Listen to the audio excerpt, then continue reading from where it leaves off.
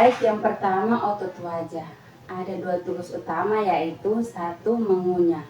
Otot wajah yang terlibat dalam mengunyah adalah satu, businator. Businator itu sendiri otot tipis di pipi yang menahan setiap pipi ke arah gigi. Dan yang kedua, pterygoid lateral yang berarti berbentuk kipas yang membentuk rahang terbuka. Yang ketiga, masseter, otot yang membentang dari setiap pipi ke setiap sisi rahang dan membantu rahang menutup. Yang keempat, pterygoid medial, otot tebal yang membantu rahang menutup. Dan yang kelima, temporalis, otot terbentuk kipas yang membantu rahang menutup. Dan yang kedua itu membuat ekspresi wajah seperti tersenyum, marah, dan lain-lain. Bagian dari otot ekspresi wajah yaitu satu, auriculars yang memungkinkan untuk menggerakkan beberapa telinga, dan yang kedua adalah curvator supercilii yang memungkinkan kerutan, dan yang ketiga depressor anguli oris yang ada di setiap sisi dagu dan bekerja dengan otot lain untuk menghasilkan kerutan.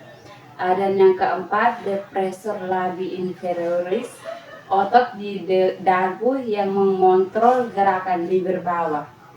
Dan yang kelima, levator labii superioris alaequinasi yang dapat membuka lubang hidung dan mengangkat bibir atas. Dan yang keenam, mentalis, sepasang otot di tengah dagu yang membantu mengontrol bibir bawah. Dan yang ketujuh, nasalis, yang memungkinkan melebarkan lubang hidung. Dan yang ke-8, otifronatalis, otot yang memanjang dari alis hingga bagian atas tengkorak yang dapat mengangkat alis dan mengerutkan alis. Fungsi lain dari otot wajah yaitu satu, melindungi mata, dua, menyimpan makanan dan minuman di mulut. Anatomi yang kedua yaitu anatomi mulut. Rongga mulut adalah bagian tubuh yang merupakan awal dari saluran pencernaan. Anatomi mulut dibagi menjadi dua bagian, yaitu vestibulum atau di antara pipi dan gigi, serta rongga mulut atau oral cavity. Berikut adalah struktur anatomi rongga mulut sebagai bagian dari sistem pencernaan yang perlu diketahui. Yang pertama adalah bibir. Bibir sebagai salah satu bagian mulut, ada dua struktur bergerak dan berotot yang membentuk pintu masuk ke mulut. Selain itu, bibir juga menjadi penanda transisi kulit ke selaput lendir yang terasa lembab. Dan yang kedua adalah ruang depan. Ruang depan atau vestibul adalah sebuah ruang antara jaringan lunak atau bibir dan beserta gusi. Dan yang ketiga, rongga mulut. Bagian anatomi mulut yang satu ini dibatasi oleh beberapa struktur yaitu lingkungan alveolar atau struktur tulang yang mengandung gigi mengelilingi rongga mulut depan dan di samping.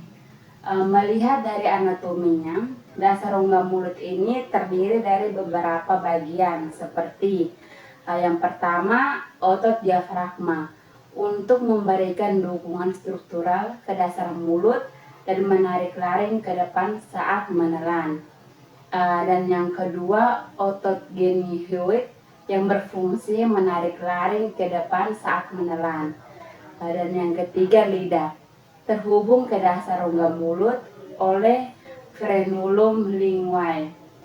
Di dalam rongga mulut juga terdapat selaput lendir atau mukosa mulut, yaitu lapisan seluruh bagian dalam mulut.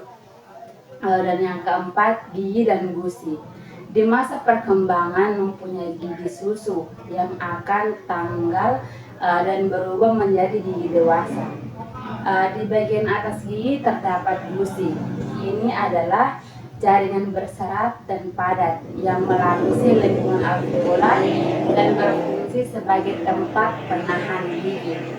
Dan yang kelima adalah lidah.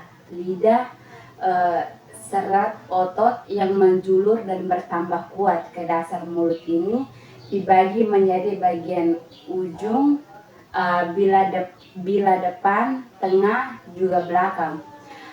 Ada pula bagian faring atau tenggorokan.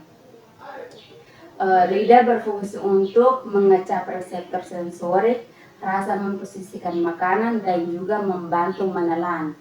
Dan yang ketujuh, kelenjar ludah. Kelenjar ludah adalah bagian mulut tempat membuat cairan bening atau saliva, yang berfungsi untuk mulut tetap lembab.